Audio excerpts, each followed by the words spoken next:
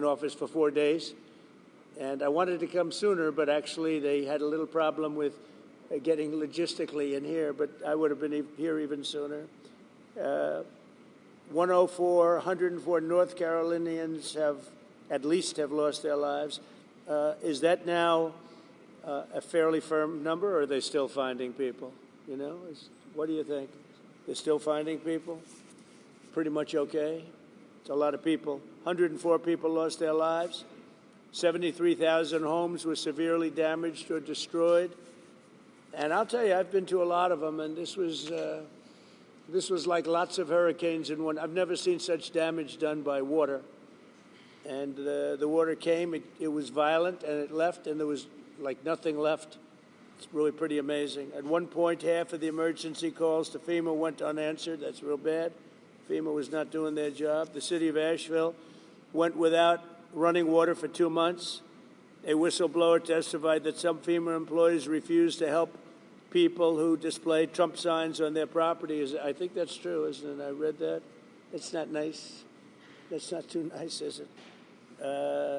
But whoever those property people were, thank you very much. Michael, is that true?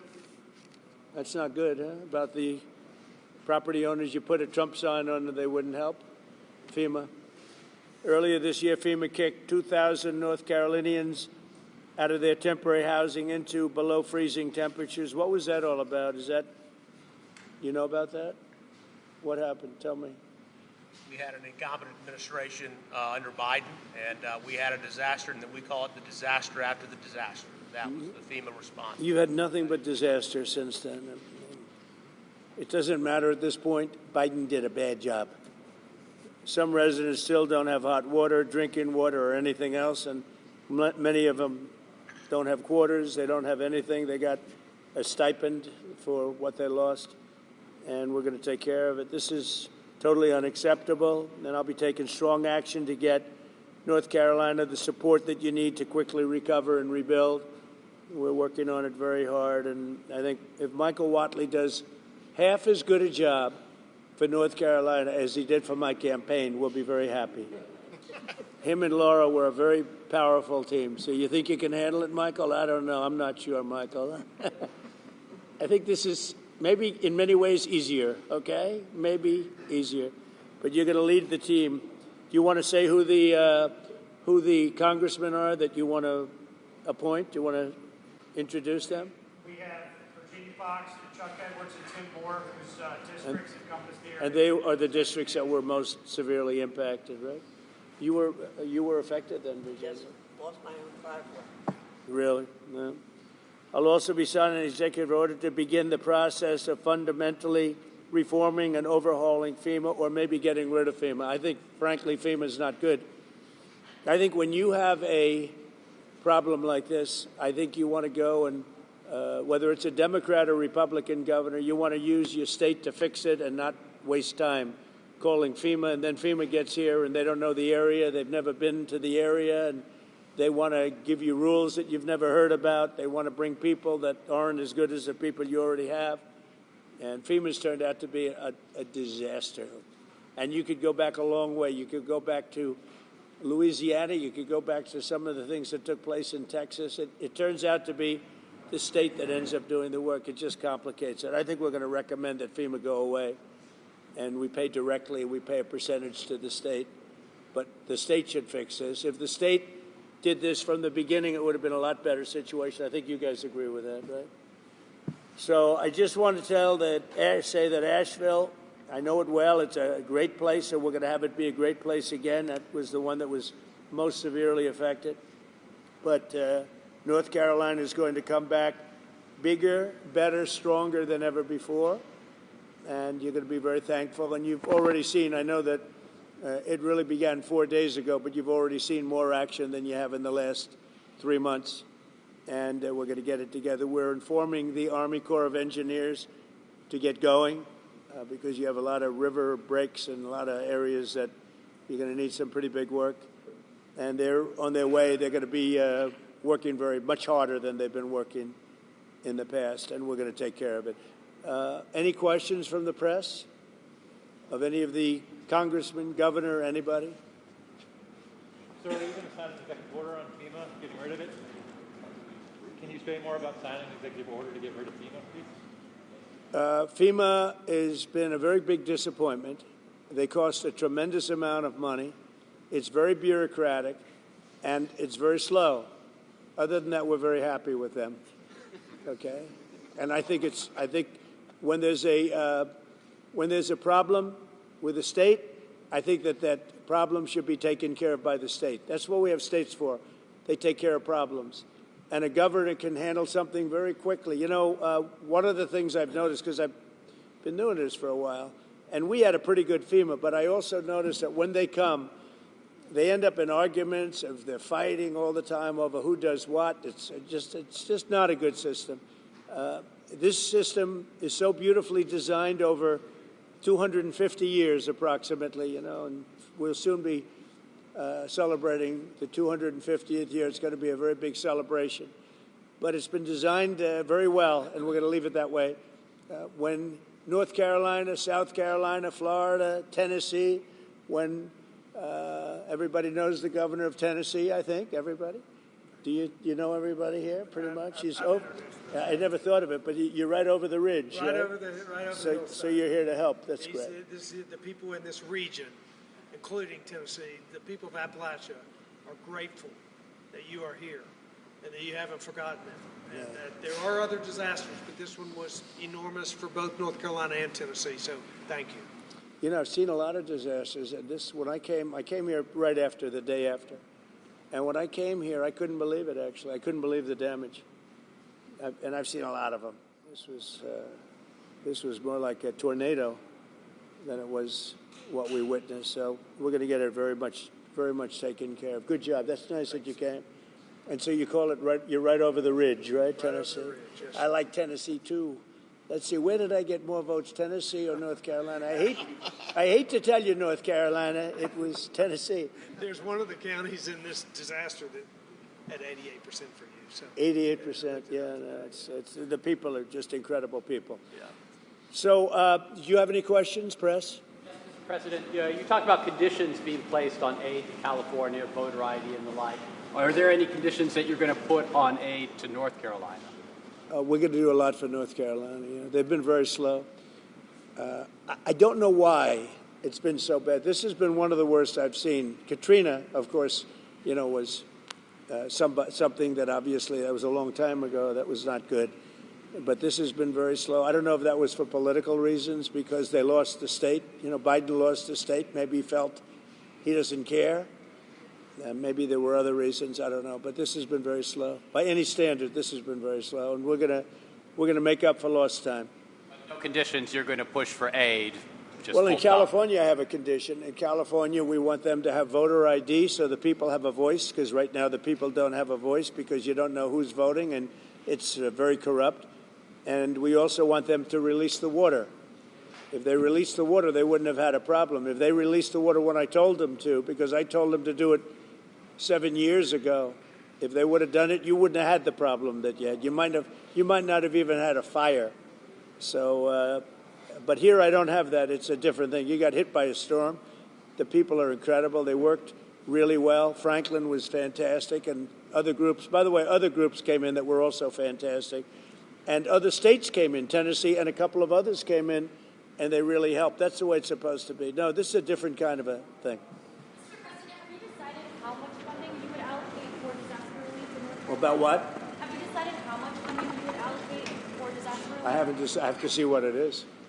Are you disappointed that Senator Schiff hasn't joined you on this trip? It's reported you invited Senator Schiff to join you on this trip and he was too busy. Are you disappointed? I don't know. I was told that Schiff was going to travel with us to California. I wasn't thrilled, to be honest with you. And I saw him last night on television. It looks like he got hit with a baseball bat or something. What happened to him? Something happened to him. It looked like he got hit. It looked like he got beat around. But I'll ask Caroline to find out what happened to him. No, if he wanted to come out, I would have done that. But I don't know. Somebody said that he wanted to come on the plane, but I think he's staying back for the votes. There's some pretty good votes going on. Yeah. Mr. President, what is your timeline for getting rid of FEMA?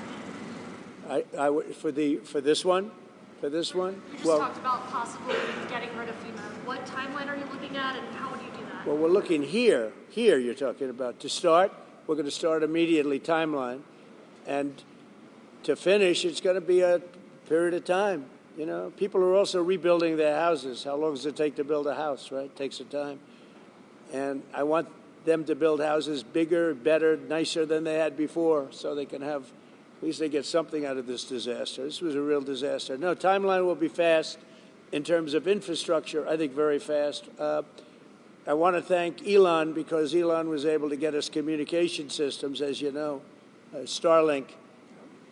We had no communication. The first day I got here, I was asked by one of the people, one of the really great representatives, professionals, that is there any way you could get Starlink here, because they had no communication whatsoever.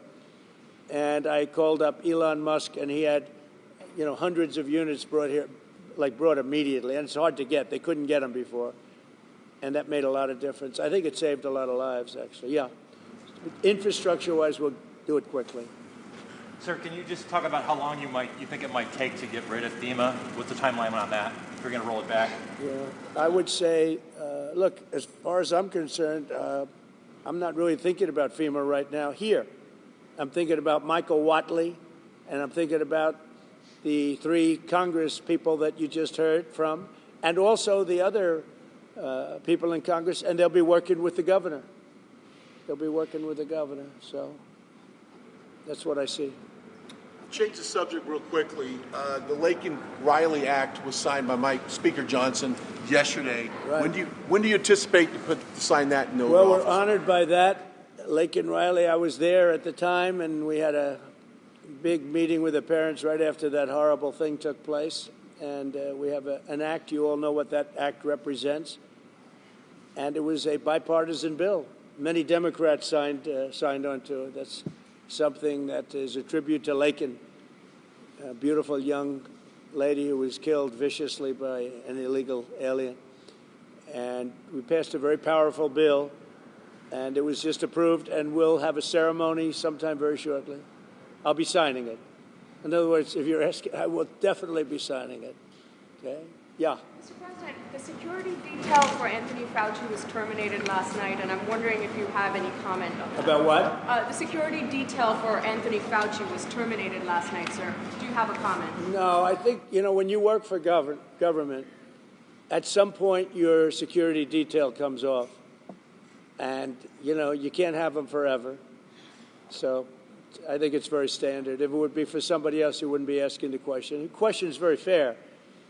But, you know, you work for government. We took some off, other people too. But you can't have a security detail for the rest of your life because you work for government. Ask for it to be taken off, sir? Yeah, we'll see what happens. Would you feel partially responsible if something were to happen to, say, Dr. Fauci No. or John Bolton? No.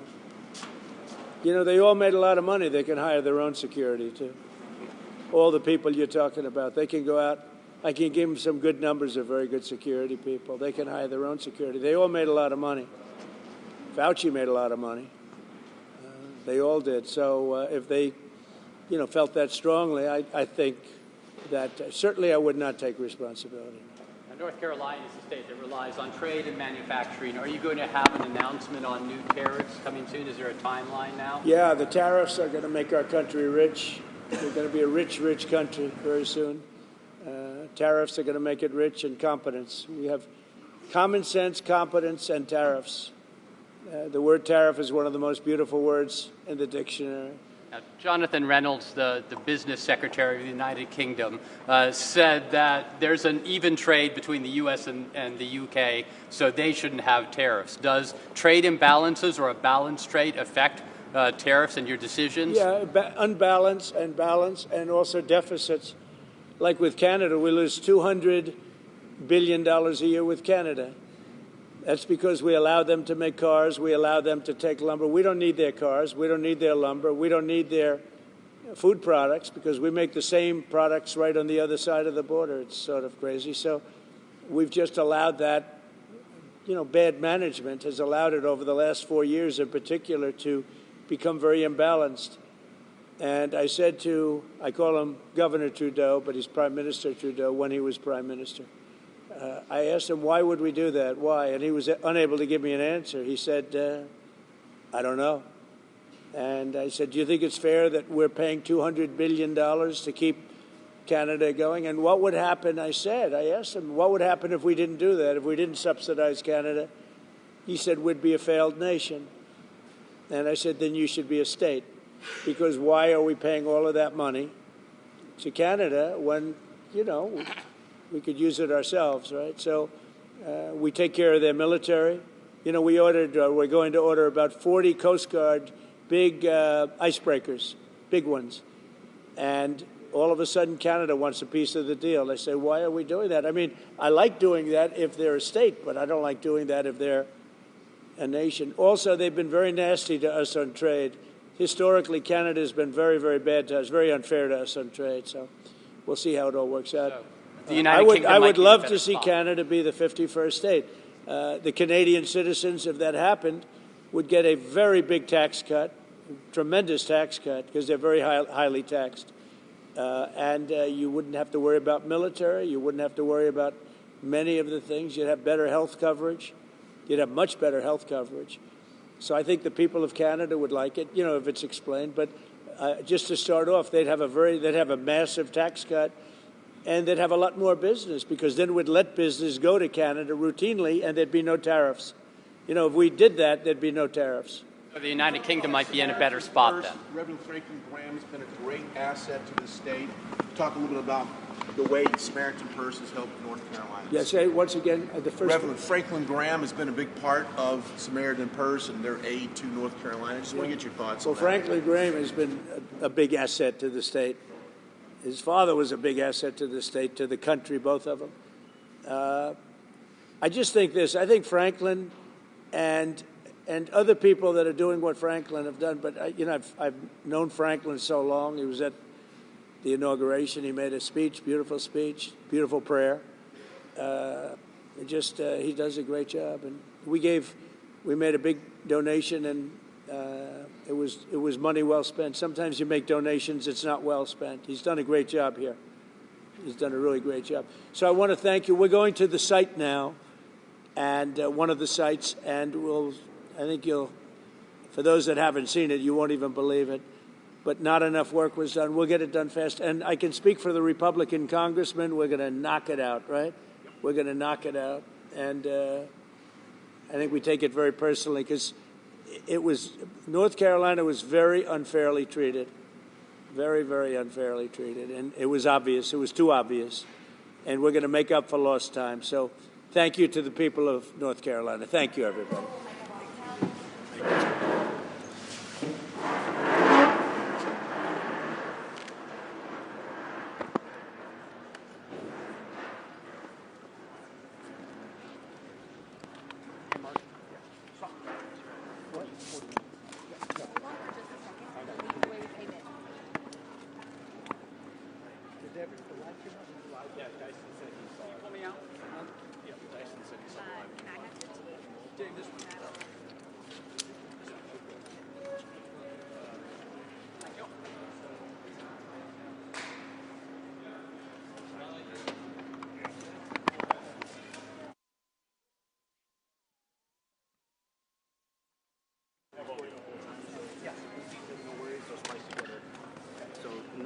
No drop. Okay. Awesome. That's good. No worries.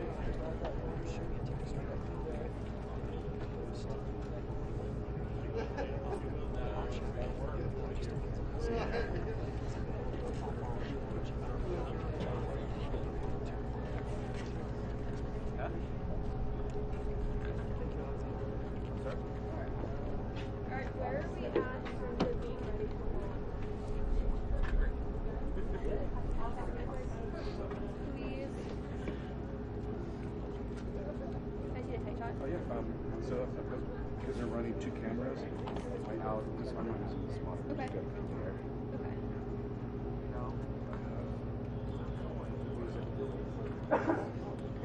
Do you? This is my wife. Okay. Yeah, so you can do tight check and take a step back.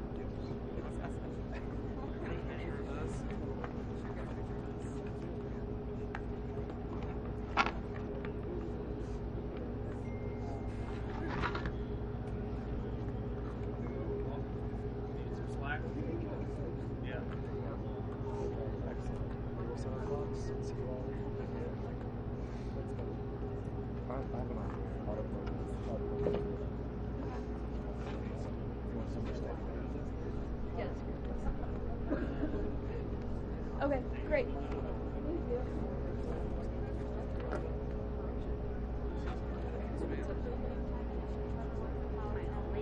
Put it back. All right, let's go. Bring it back.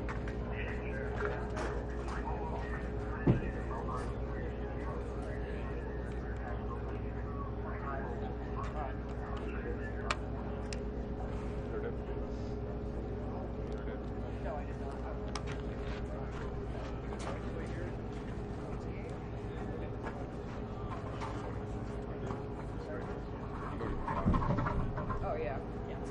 Oh, I know. We were doing construction on 25 southbound. There's that. Or is that like a safety reason? Or when you're heading to the exit to I could. I got 4 bars. Still 4 bars? I mean, I got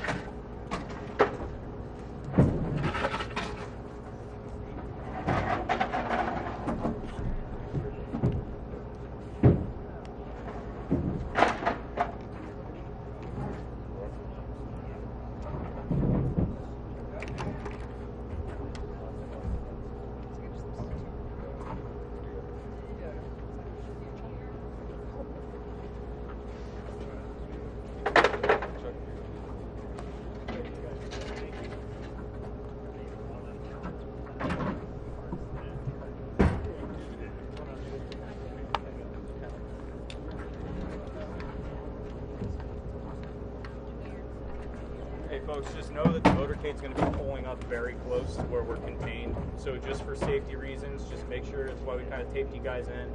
Just stay contained the best you can within here. I don't want to see anybody get hurt, anybody ran over. Just do our best to stay contained. Thanks. Thank you. Thank you.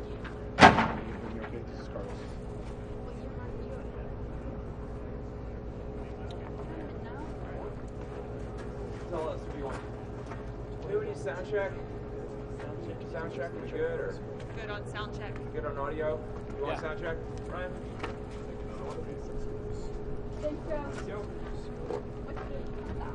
Folks, this is an audio check, making sure we have good levels here in beautiful Asheville, North Carolina. Audio check 1, 2, 3, 4, 5, 6, 7, 8. United States, Canada, Mexico, Panama, Haiti, Jamaica, Peru, Republic Dominican, Cuba, Caribbean, Greenland, El Salvador too. Audio check 1, 2, 3, 1, 2, 3. Making sure we have good thumbs up. Anyone else? We good? Ryan, good? All right.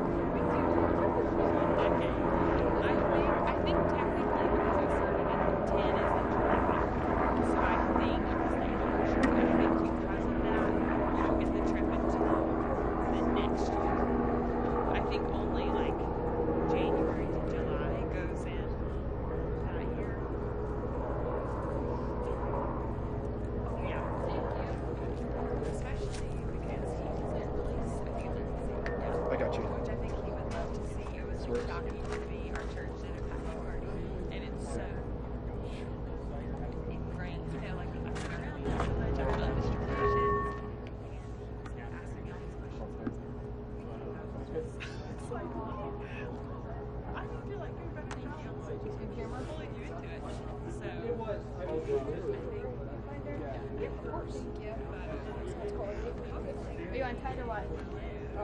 Wide right now. Hello, Mr. Pleasure. I'm supposed to be going to support comms, and then I think he's going to come over as well. His one of his dreams is to be a manager, which is a little bit funny because I've been to Berlin this whole time, and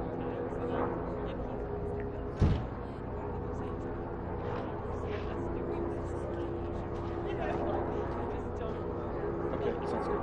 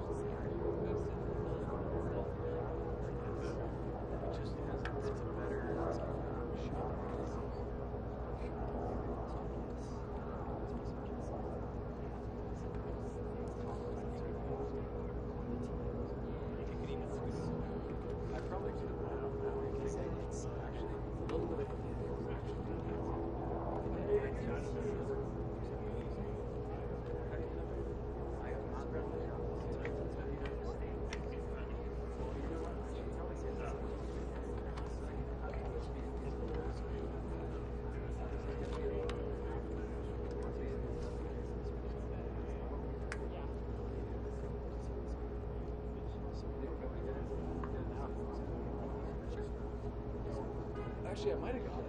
I'll just get it. So, you editing this piece together?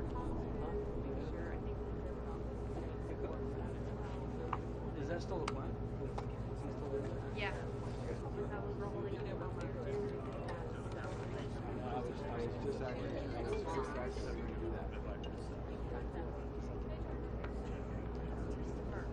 hold on, let me get a little wine.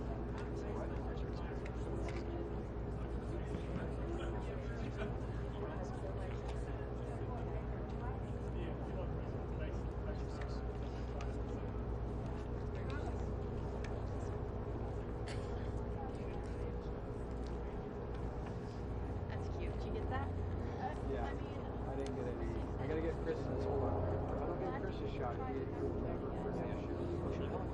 It's Chris's shot.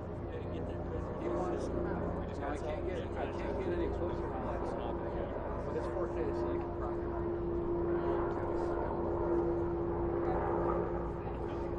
Ryan. It's a little bright.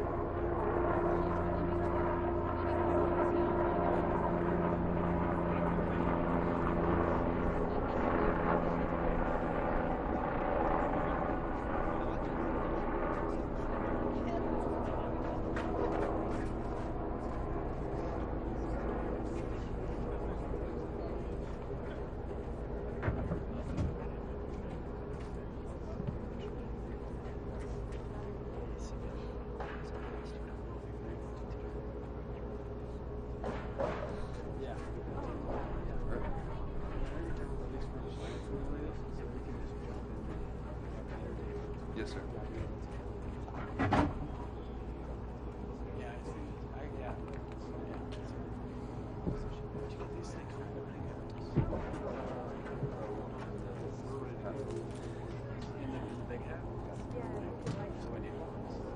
It was just really.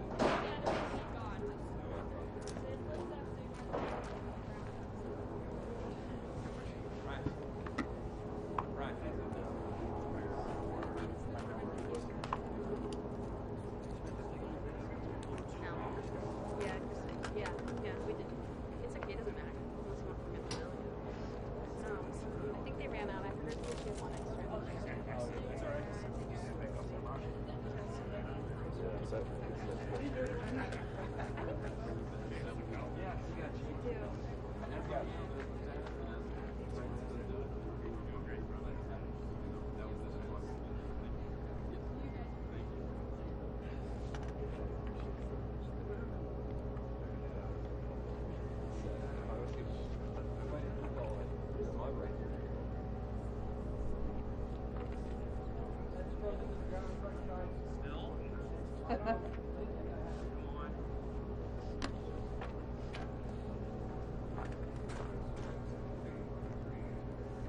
Yeah, right here.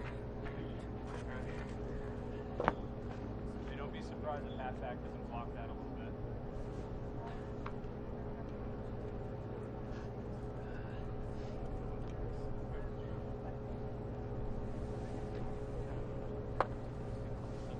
As long as they don't try to go around behind.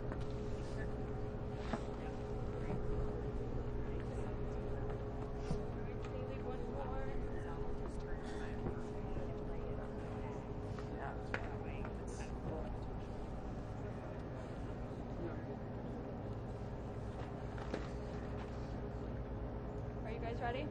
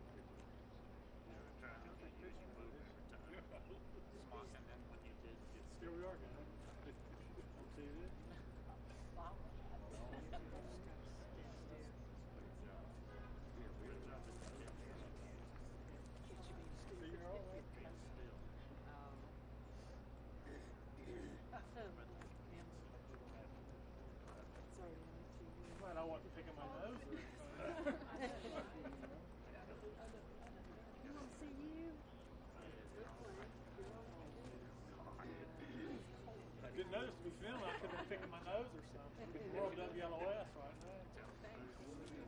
I was wondering, I mean, they actually got us online. Everyone can move. Yeah.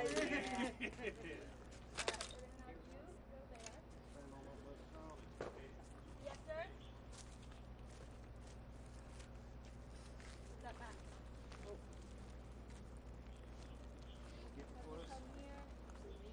After you move that X, we'll follow rules. We don't want to get in trouble. 1, 2, 3. Thank you very much. Feel free to stand on the X's as well.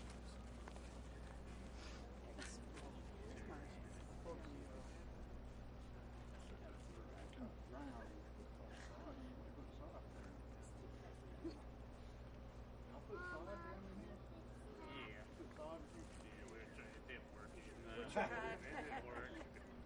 That's my secret. We did sod and pine straw. Gravel. Finally, I better? took my roofing shingles. That works. Thank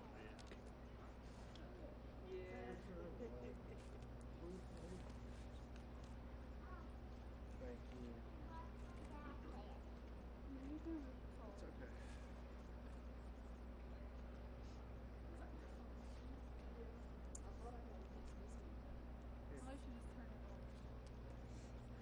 You want to put this in your jacket right here on your belly? Does that make you feel warmer? Good. Could give us like a hot beverage or something. I could call it in the spring. It is, it's a case. Do you work over at BCS? I work for Yes, they do. Oh, okay. I just texted this a picture to my daughter, and George is teaching. She says, "I'm watching you text this to me." Really? So we're on right now somewhere. We're live. Yep. Look, Jackie. There's me reaching over to say something to you. There's a picture right there. Yeehaw. Yeah. Here, show it to you.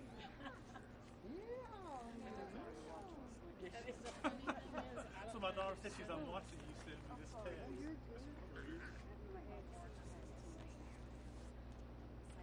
Hey, Leo. Where? You say, hey, Miss Martinez. My daughter said, "Why'd you have him call and then FaceTime my class?" I was like, "Sure." Like, yeah, why? Sure, he loved it.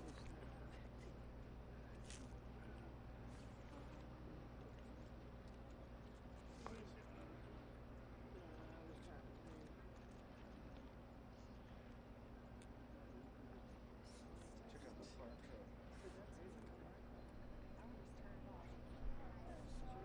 You saw both of them?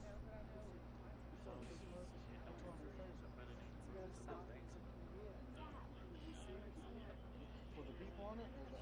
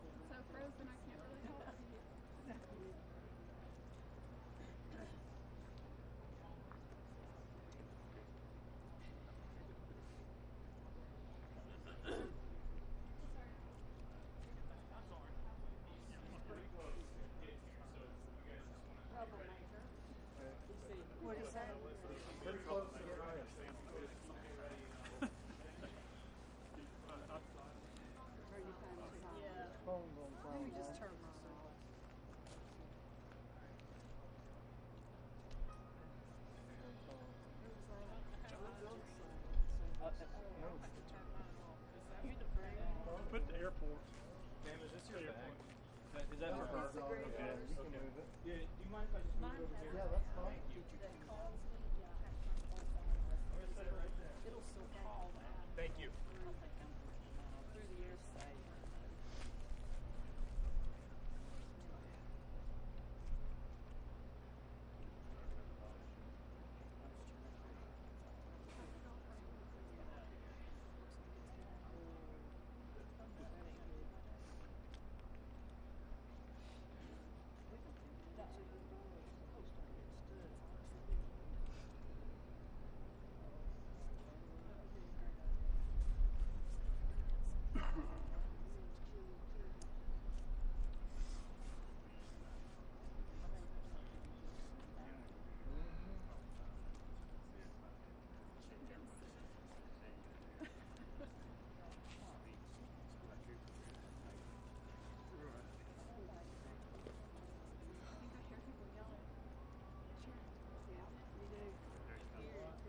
There it is.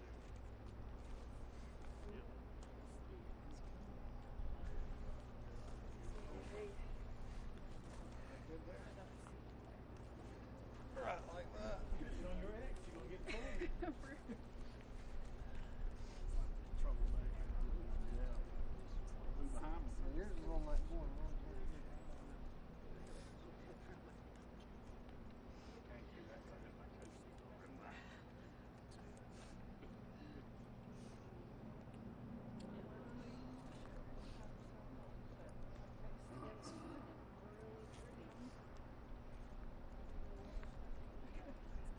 Tell her where you got your hot sandwich.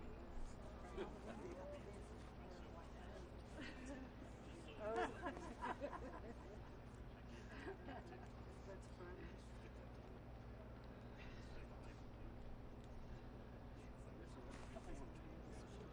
Did you see those police on the side? Motorcade.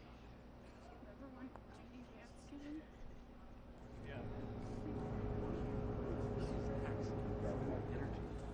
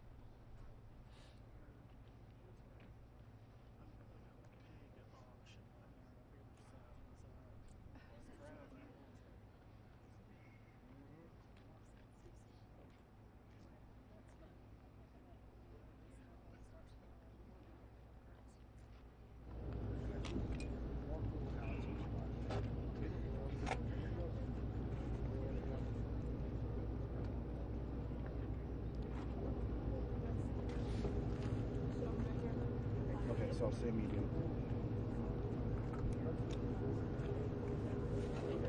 I'm gonna keep you off mute. Okay, coming back.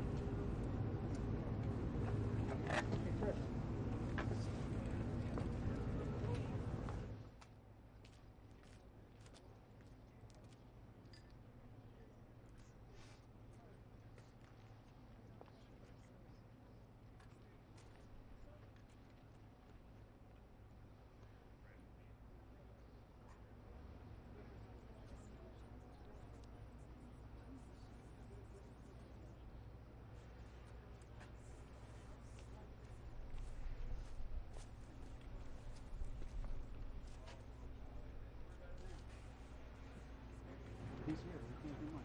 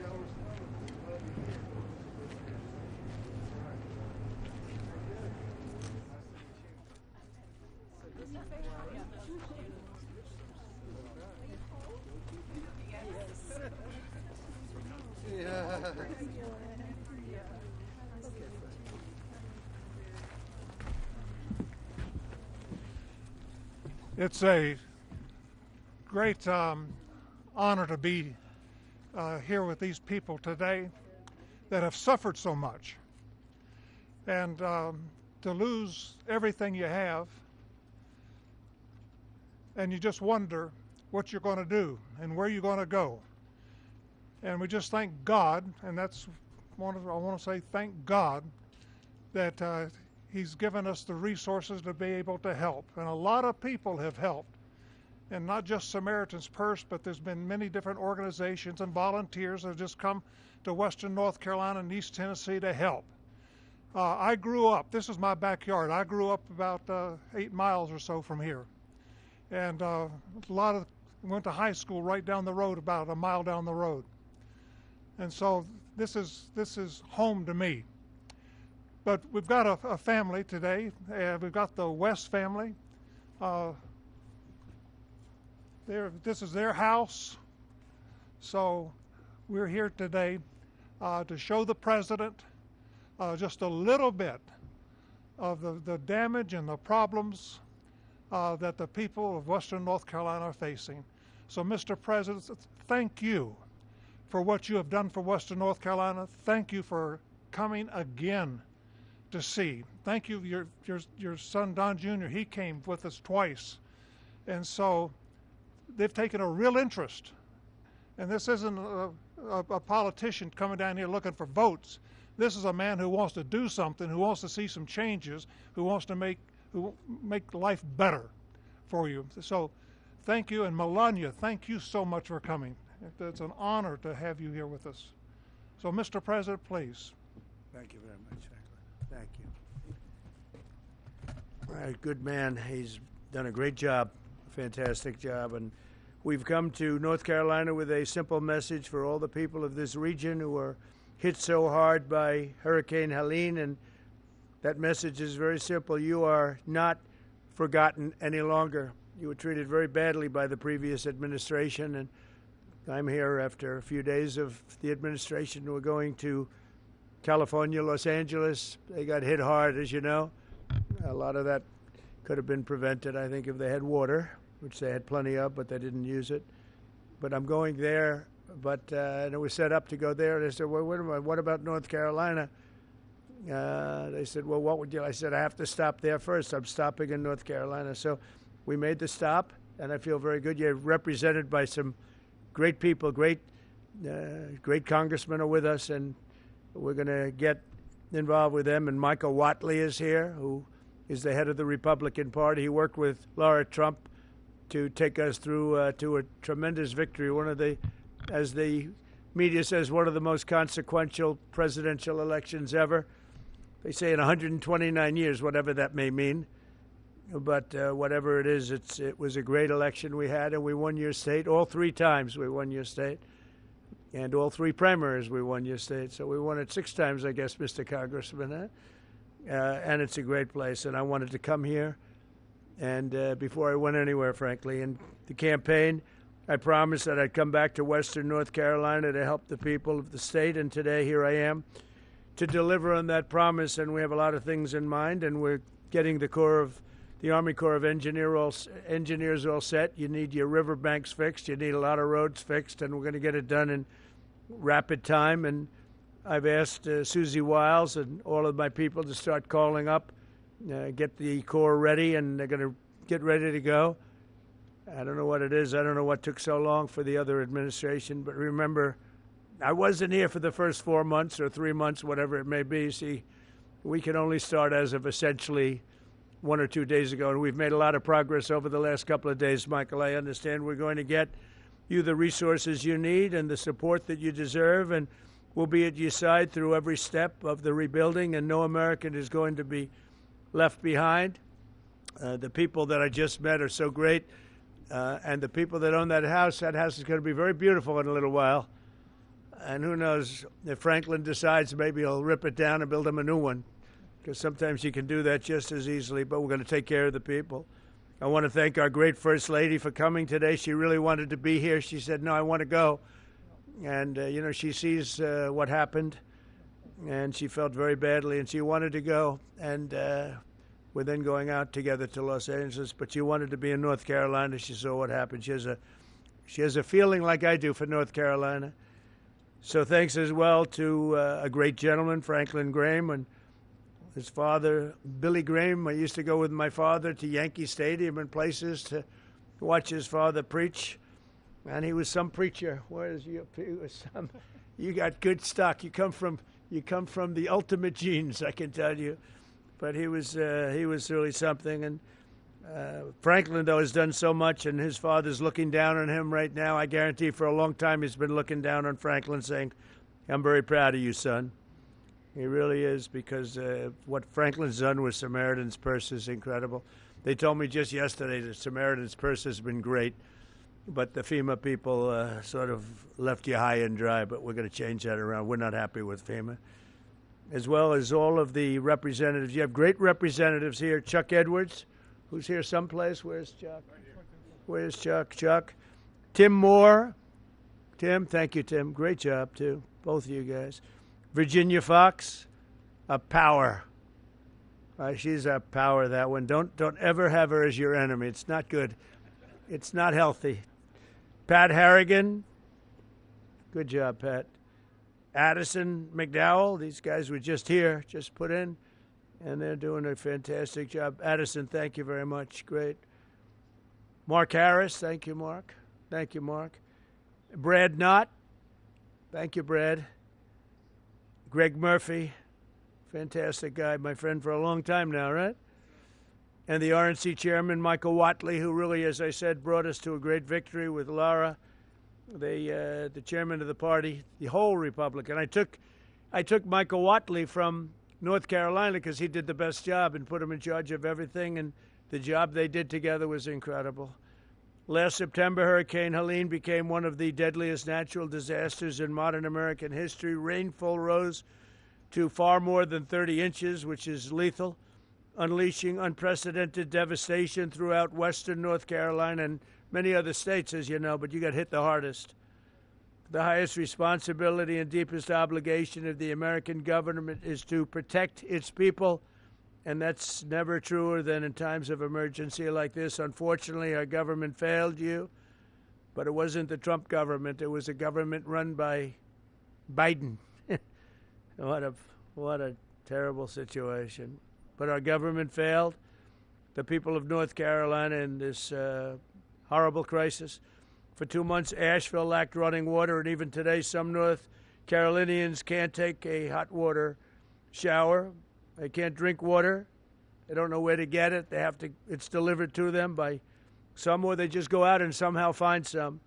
It's been 4 months since the storm made landfill, and still 180 roads remain closed and in ruins. Earlier this month, the Biden administration kicked 2,000 displaced North Carolinians out of their temporary housing into freezing 20-degree weather. I don't know how they did that one, because it was cold, even while your government provided shelter and housing for illegal aliens from all over the world. But under the Trump administration, the days of betrayal and neglect are over. They are over. As I said in my inaugural address, we restore the integrity, competency, and loyalty of the American government. And I think I said most of it in the inaugural address. We said a lot of things, but one of the groups of people I was thinking about is you in North Carolina. A lot of that was in reference to you and what you've had to suffer. I'm pleased to announce that under our leadership, the federal government will be surging housing solutions to the state that go beyond mere temporary hotel stays that ended up being very short-term. The government wouldn't do it any longer, which is ridiculous. We'll marshal all available resources and bring back potable water and make your water and infrastructure dramatically more reliable very quickly. Today, I'll also be signing an executive order slashing all red tape and bureaucratic barriers and permits to ensure the rapid reconstruction of the roads here in western North Carolina. We're going to go through a permitting process that's called no permitting, just get it done. That's the way they built them many years ago, I guarantee you that, right? We will get them back very quickly, and we'll begin the work of fundamentally changing, terminating, or overhauling FEMA. FEMA's been a disaster, no matter where they are. We're honored to be joined today very quickly by several families affected by the vicious storm. I'd like to ask each of them to share their story. Chris and Kim West, you could come forward. Ramona Nix, Jackie Mitchell, and Thomas Gary Bright. And finally, the Wright family. And come on up and maybe say a few words, please. Thank you very much. Hello. Hi. Come on in here.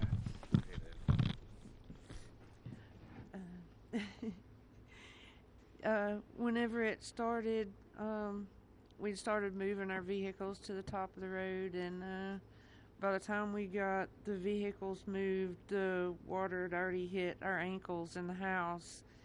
And so I grabbed my purse and my little pug dog and my husband grabbed the dog food and put it in a trash bag, and by the time we got out into the driveway, it was already waist deep, and there was sticks and that kind of thing. I didn't think I was going to make it, but we did make it out, and we made it to the top of the road, and we were kind of stuck there for hours because we couldn't get out any of the ways because it was flooded all the way around. It took us hours, and we sat there, and finally it receded enough to where we could actually get out. It was probably like close to midnight, and it started like 5-6 o'clock in the morning. We just lost everything that we had. Didn't even have a brush for like 3 days. So. Thank you. Okay, good. Would you like to say something with that beautiful baby? Say hey. Yeah, so when the hurricane storms hit North Carolina, hit our home, my daughter and my wife and I were actually out of town. But unfortunately, my dad was still at home, and my mother was staying at our house with our animals. And the waters got so high that it actually lifted between that and the tornado that came through, or microburst is what they've been calling them, and lifted his home and the house that I grew up in and crashed it into our barn. It took away his business. It took away all of our tools and tractors and everything needed to keep the farm going. And my mother was trapped in the house, and there was no way to escape because the water got so high. The only thing she could do was ride it out and wait till the waters came down. So we've been doing a little bit of battling with our insurance and FEMA. We did have proper insurance with flood insurance and homeowners insurance, but since we had proper insurance, FEMA's not been able to assist us with a whole lot of things. And again, we've been having some issues with trying to get some payout for our insurance in a timely manner. We had to do mold mitigation on our home, which is extremely expensive, before the structural engineer even came out in order to get our flood payout. And to me, that was not really acceptable. Has the insurance company been responsive or not really? Not so much. You know, again, Give you the money they have to give you? I'm hoping so. And we need some assistance with that. We reached out to an attorney. What's the name of the insurance company? North Carolina Farm Bureau. You gotta move it, right? Yep. That's terrible. That's what we're after here. Are a lot So. of people having that problem too? With the insurance companies, general? Different insurance companies? And they're all difficult, or just the one particular one? I've heard different stories from others, and Have a you lot heard of folks some are. more responsive? And I've heard some good instances of even Farm Bureau themselves, but in my case, you know, they'd send out a third-party adjuster immediately. Well, they wound up firing that third-party adjuster group. He gave us a quote for a much higher estimate than what we received. And he got fired? And then he got let go. Yeah, he got fired. So then they brought in another third-party adjuster to come in and lowball us. We've not received any kind of, so the flood insurance is our primary insurance, and so there was roof leaks in the home that the inspectors found, the adjusters. Well, that contributed to us losing some of our personal property as it come in the third story where there's no, or second story living space, where the flood water, well above the flood waters. So they've neglected us for. Was your mother saved? Yes, she's saved. So Yep, you wrote it out? she's right here. Okay. So we made it. That was not exciting, right? That's right. How scared were you? Very. Did you think you were going to make it? No. You didn't think so? Nope. I just started praying. So you were sort of on a boat. Your house became a boat. It's a big pontoon. That's some story. It was a Would you beach like to house say on something? the steps. I'll bet this guy would like to say something. I can tell. I was next door to the house, and my son was out of town, so when he came in to Charlotte to my sister's, he called about 2 in the morning because at midnight the water was still in the stream, within the banks. So when he called, the water was coming up, so I started moving vehicles up to about 5:30 in the morning, and she was in the house, and I pulled up to the steps and I said, hop on the fender and I'll get you out. Well, he built a beach house on stilts, 5 times higher than the floodplain. And she said, well, he said I'd be okay. So I'm staying with the dogs. So I went to higher ground with some vehicles, hers included, and the water covered everything. But I'd already seen it come around both sides of my place, so I got my blind and deaf dog and a bag of valuables and took up off the side of the hill behind my house, and then was heading to the cemetery back there because I knew it was open, because there was trees falling and uprooting. It was raining. You never saw anything like that? No, I've been through floods There's never been anything. all my life around there. Never nothing. Never been anything like that. But you're okay, right? Yep. House destroyed. Yeah. Well, we're gonna help you out. We're gonna help you out. Appreciate it. Okay. Thanks for being here. Anybody else? You guys okay? Our day that morning began a little taller with some trees falling into our house, which our house is goes back 4 generations, 80 years, and never came close to flooding. And we woke up with trees about 4:30 or 5 in the morning, and our house sits 3/10 of a mile back off the road, and the water, we've had flooding and such in the lake, but nothing like we saw. And like most everybody else, we moved 5 vehicles this far up, and lawnmowers and everything else, and the water started coming in the house. And when it got up to about ankle high, we have a loft. I got her up in that and tried to gather what you might want, which was totally random. And when it made it to the loft and started getting up to about her hips, I built a little makeshift ladder and we got out on our roof. And we spent 4 hours on the roof. I had a little baggie. I did notes on my cell phone to my 2 kids and my 2 grandkids, and something to identify me in case we were lost in it. Did you think you were going to make it? No, we're. Oh, you didn't? Yeah, we didn't think we were going to make it at all. I mean, our house was 25 feet underwater. So you didn't think you were going to live? No, we were watching houses, trailers, bodies coming by us. And we live in the Azalea Road area in East Asheville, O-Team.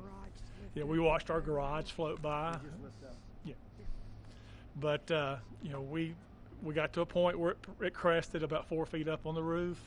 We took about 3 or 4 hours for it so we could kind of do everything in reverse, and got out in the mud to higher ground. And I got out higher ground up to a subway and got over to her daughter's house, where when she saw that I didn't have her, she lost it. And I was like, she's okay, she's alive. And we tried to make our way back in there and gather things best we could. But, found a body right away. There was about 8 bodies in our area that first 2 weeks located. And we were lucky we weren't one of them, and blessed. But like other people, no insurance on flood insurance, so we had to depend on FEMA. They did what they could do, and of course it's not enough. Yeah, that's crazy. But again, we're thankful to be alive, but it's a long haul. What are you doing now? Staying in a camper. I've never been, if y'all notice, I'm a big guy. I don't sleep in campers very well. And the first night we spent in the camper, very grateful with the Asheville Dream Center coming through with one. And Do you still have the land? oh yeah, it's family land. Yeah, the land, it looks like a beach now. It's sand, but Can it be built on? yes, Do you intend to do that? yes. You want to build again? Yeah, Samaritan's Purse. We're working with them. We're working with people. It's 80 years, 4 generations. But the house is totally gone? No, the house is there. It's down to, they came in and mudded it, but everything in it was completely destroyed. But it's tough. I think we're at a point in Asheville where people's forgot about Asheville, and it's stagnant. Everything is stopped. Yeah.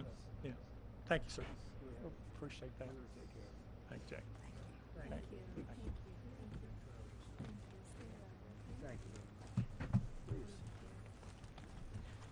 I'm Pastor Nick's, our church right down the road. We had only purchased in May, and it's a big church. We're a small congregation, and I had people say, "What are you going to do with this big building?" And I said, "Only God knows." And we had our dedication, and the storm came the next week. And the outpouring of people, my son brought the first load of supplies, and from there, I stayed there for about 3 months. I slept on the floor for about 3 weeks because the need was so great. The people were so devastated, and I said, I want to be here for them. And they were coming in just day and night, so there's really no need for me to go home.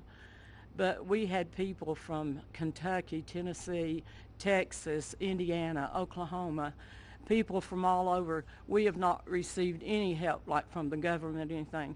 But I said, Lord, if you want us to do that, people So they came from all over the states. But FEMA did nothing. It was No. it was the locals. Wasted time and money. The locals and the people that knew us. And before the week was over, our church was so packed with supplies we couldn't even walk. Even in our sanctuary, it was up to the platform of things, and in our halls and in our rooms, and we're just now beginning to get a little straightened out. But somebody said, how long are you going to be here?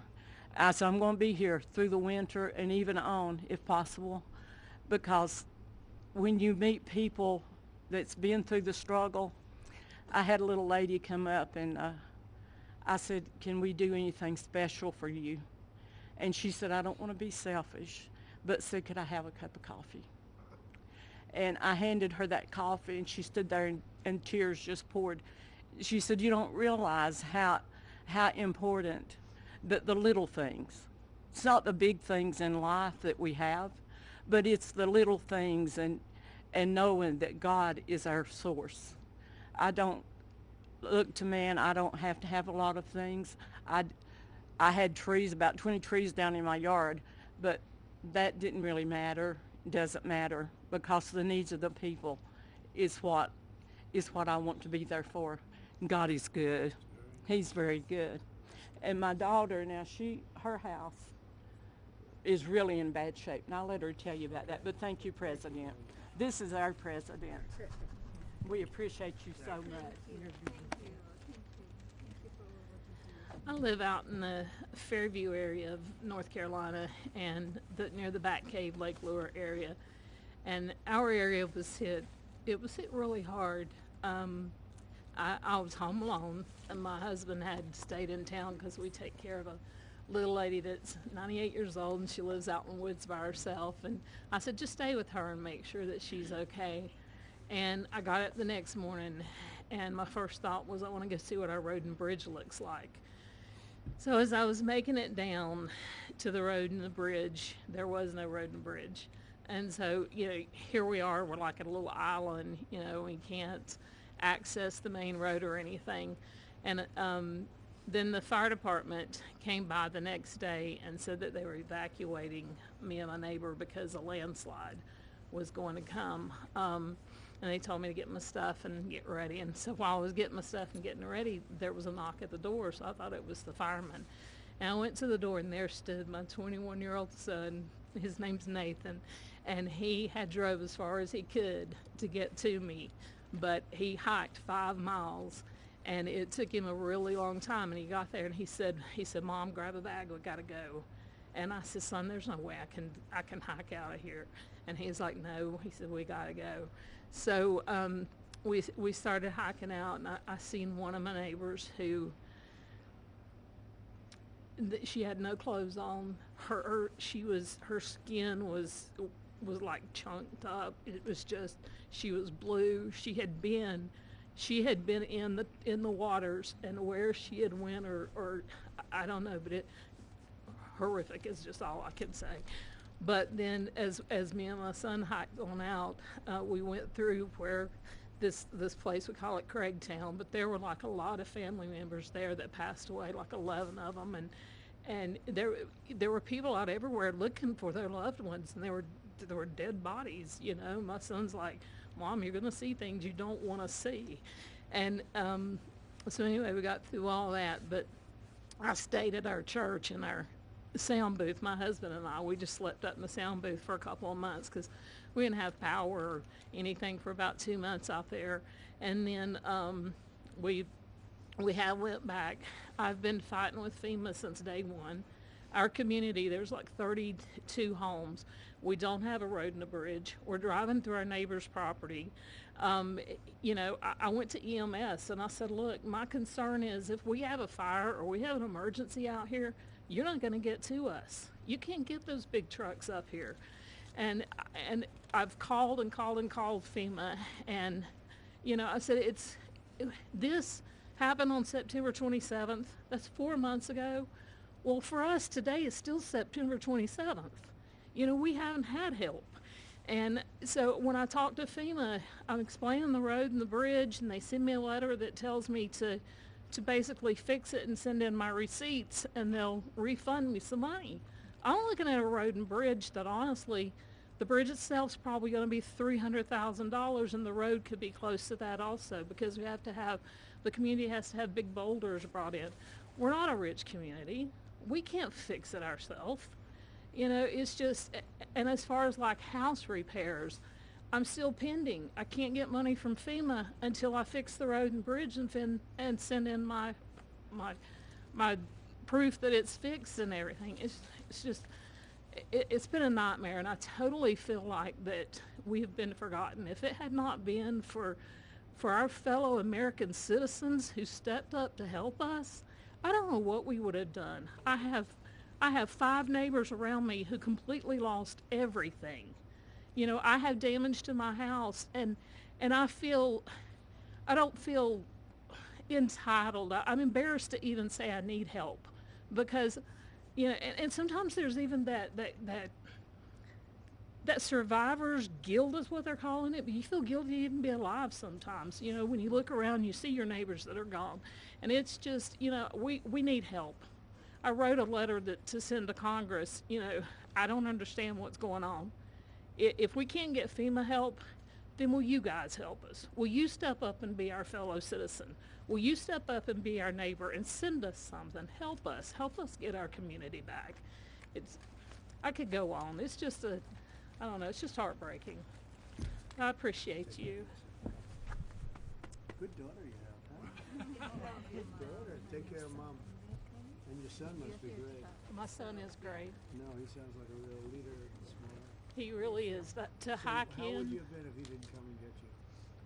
I don't know. I'd just would have been there until, because the only thing we could do, there was no way to get out there. The only thing we could do is just hike up to the church, the first church that was up there, about 3 miles, to get, you know, maybe what we needed or something. I don't know. He is. Thank you. Well, again, thank you very much, everybody. So we're going to be here. We're going to be working with our congressmen and women, and they're going to do a job. And Michael Watley is going to be very much in charge, and you'll get it done. And FEMA's ready to rock. They haven't done the job because they weren't really told to do the job by Biden. I guess Biden was thinking about other things, wasn't he? But they weren't told. What they did, what the past administration did to North Carolina is a disgrace. So I just want to wish you all well. I was here right after the event, and I couldn't believe it. I have never seen anything like it. I've seen a lot of bad things, but I've never seen anything like it. And it's an honor to meet the people behind me, and it's an honor to be with our congressional delegation and some of the other politicians in the area. And it's an honor to have Michael Watley at my side, because maybe we wouldn't be standing here as president if he wasn't. Him and Laura Trump were unbelievable as the head of the Republican Party. So he happens to come from a place called North Carolina. So I said, Michael, fix it. So good luck. Good luck. And we'll supply what you need. You know that. Okay? Thank you. Thank you all very much. Thank you very much. Heartbreaking stories. There's been so many local groups Yeah. stepped up to assist Yeah, these that's families. one of the things you hear. Any talk on having money instead of going to FEMA and going through the bureaucracy to go to them? That's what I want to do. We want to bring it locally, so that a state takes care of its problem, and then they can bring it down to a local level, like Samaritan's Purse and Franklin, because that's one of the better examples. But you had numbers of people that did a great job. You have groups that did a great job and organizations. The one that didn't do a good job was the government. They did a bad job. They did in many ways, they did no job. They weren't even available. So, good question. The answer is we go local. I think it'll work much better. FEMA is a very expensive organization that really doesn't work out very well. It hasn't. This is not the only example. So it was up to me right now. It ended right now, and I just let the state take care of the problem. I mean, you can always have problems. Let the state, if it's Florida, it's a hurricane, let Florida take care of it. They don't need FEMA to come in. Yeah? Outside of FEMA? Yeah, I envision a very important role for him. It's any role he wants. He's a very capable guy, Michael Watley, a very capable guy, and he's friends and works with these guys, keeps them elected, right? They have to do a good job. Otherwise, no matter how good Michael is, not going to work. But they've done an amazing job. They've been great. You're lucky you have great congressmen here, and woman, by the way, a great woman, very powerful woman. And they're going to do a great job. They'll do it together. They'll work together, and we'll supply what they need as they need it. We'll coordinate that, and we will immediately get the Army Corps, Michael, because you need roads built. You know, we're talking about the bridge. We're talking about roads and things. So we got to get them built, all right? Okay? Thank you all very much. Thank you very much.